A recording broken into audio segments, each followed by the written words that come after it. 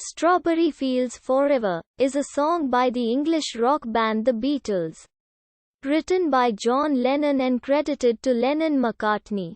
It was released on 13 February 1967 as a double A-side single with Penny Lane. It represented a departure from the group's previous singles and a novel listening experience for the contemporary pop audience. While the song initially divided and confused music critics and the group's fans, it proved highly influential on the emerging psychedelic genre.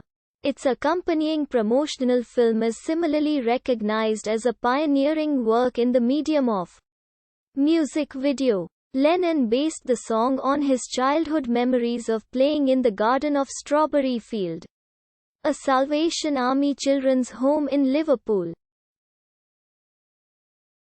Starting in November 1966, the band spent 45 hours in the studio, spread over 5 weeks, creating 3 versions of the track.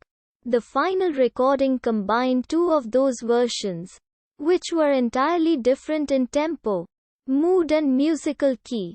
It features reverse-recorded instrumentation, mellotron flute sounds, an Indian swarmandal, tape loops and a fade-out, fade-in coda, as well as a cello and brass arrangement by producer George Martin. For the promotional film, the band used experimental techniques such as reverse effects, jump cuts and superimposition. The song was the first track the Beatles recorded after completing Revolver and was intended for inclusion on their forthcoming Sgt. Pepper's Lonely Hearts Club Band.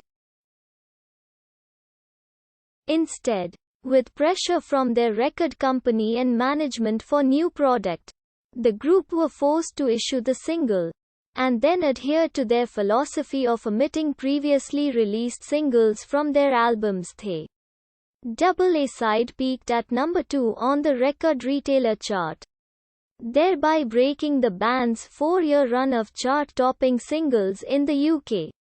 In the United States, Strawberry Fields Forever peaked at number 8 on the Billboard Hot 100.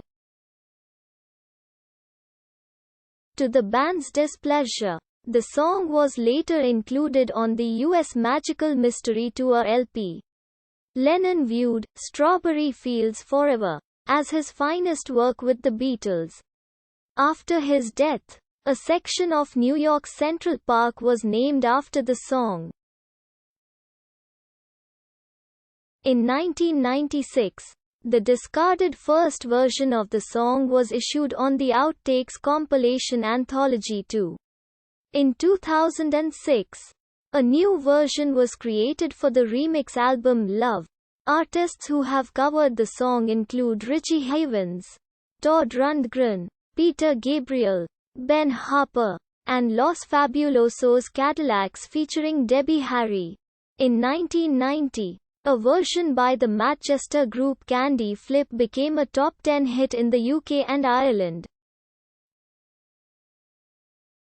Strawberry Field was the name of a Salvation Army children's home close to John Lennon's childhood home in Woolton, a suburb of Liverpool. Lennon and his friends Pete Shorten, Nigel Worley and Ivan Vaughan used to play in the wooded garden behind the home. One of Lennon's childhood treats was the garden party held each summer in Calderstones Park, near the home, where a Salvation Army brass band played. Lennon's aunt Mimi Smith recalled, "There was something about the place that always fascinated John. He could see it from his window.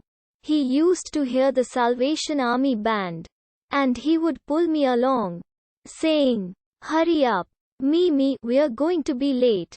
Lennon began writing Strawberry Fields Forever in Almeria, Spain, during the filming of Richard Lester's How I Won the War in September to October 1966.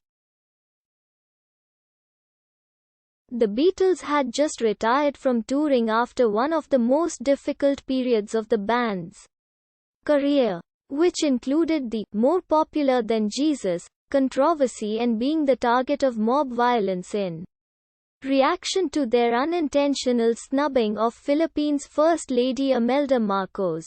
Working on Lestar's film without his bandmates left Lennon feeling vulnerable and, according to his wife Cynthia, he was distraught to learn in late October that English singer Alma Cogan, whom he'd earmarked to replace Aunt Mimi in his affections, had died in London at the age of 34.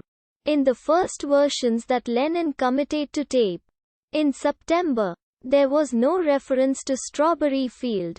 Author Steve Turner says that at this stage, Lennon most likely drew inspiration from Nikos Kazantzakis' autobiographical novel Report to Greco, which he was reading in Almeria, and tells of a writer searching for spiritual meaning. John Lennon, 1980, like Penny Lane, which Paul McCartney wrote in late 1966 in response to Lennon's new song, Strawberry Fields Forever, conveys nostalgia for the Beatles' early years in Liverpool.